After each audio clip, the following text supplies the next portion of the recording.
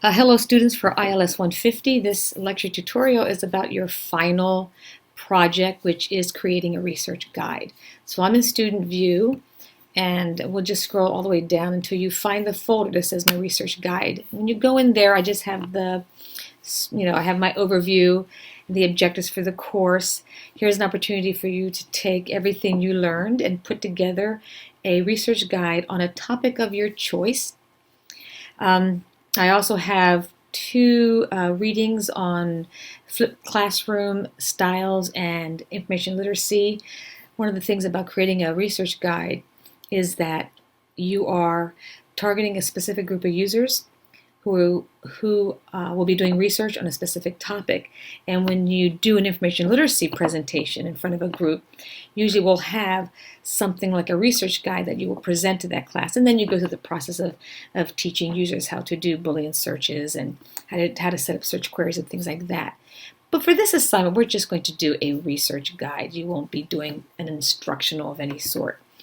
I have created an example of what your research guide should have. And so we're going to go in there and let's go ahead and review. So this particular research guide covers the topic of assemblage art and artists. So it's just an example. I'm using Weebly, which is a free online site building program. You shouldn't pay anything for it to do my website, but you can use any on-site online site building program. So if you want to use new Google Sites or the classic Google Sites or Wix or whatever, what you want to have is, of course, you're going to have your research guide and you're going to put what your topic is about. You're going to have an about page, and the about page is going to talk about your topic. So you want to have just one page.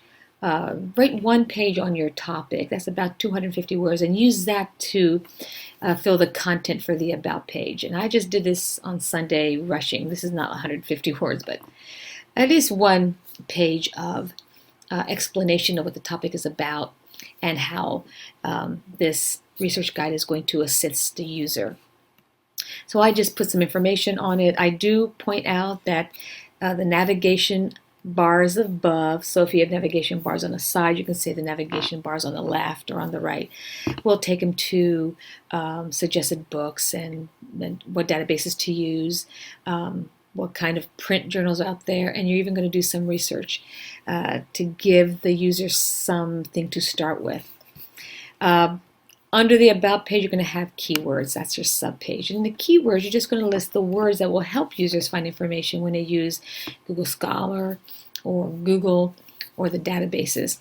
And a great way to find keywords and subject headings for your topic is to go to, I think I have a UMA library. If you go to the UMA library site, go to Find Articles.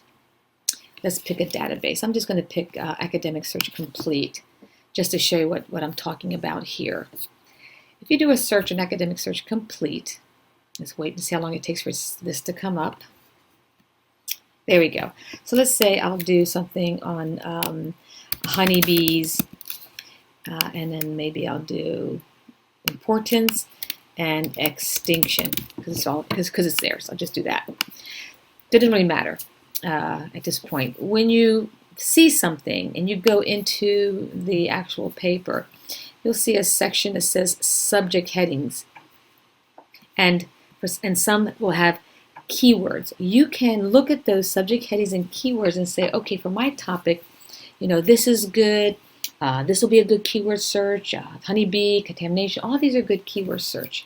So on my website, I have subject headings and keyword searches. A list of words. What you don't see are search queries. You don't see me typing assemblage art and objects, art objects, and say an artist's name. We're not setting up search queries, but we're giving them terms for the search queries that users will be having. So let's say having when searching for information about assemblage art, please consider these terms in, let's just say, your search query. And I think I may put in here using combination of words. So that's why I have this keywords, and that's how you would be able to find additional keywords. Also, if you notice on the database, they do have subject terms here, and some of the databases have thesauruses, which will give you some additional words. I'm going to go ahead and change the database to what I've been using, which is not this, but Artful Text. So if I'm going to talk about this, let me talk about what I use. Okay, so because my topic is related to art, I have assemblage, art, and nothing here. But I can say objects. So assemblage, art, and objects, or things. See, they kind of help you with that. And then, of course, items come up, and I'm looking for full text. And there's a couple full texts here. But you see this, subjects, assemblage art, art objects, art and philosophy, objects, aesthetics. If you putting things in boxes, I go back in here, I can go into the whole piece and see what subjects they use. Now these things like New York and Joseph Cornell I wouldn't use as search queries, but I know that I can take these keywords and do assemblage art and Joseph Cornell. So you will create a keywords and subject heading page under the about, and you're going to list search queries that will help users find information within the topic that you have chosen for your research guide. Books. With books, I want you to find reference books and then books of interest. Now this is my a laptop, so the screen's small, so I can certainly bring it back a little bit. But I've set up research books. I have 3 research books. I'll talk a little bit about what's in there. I put an image of the book.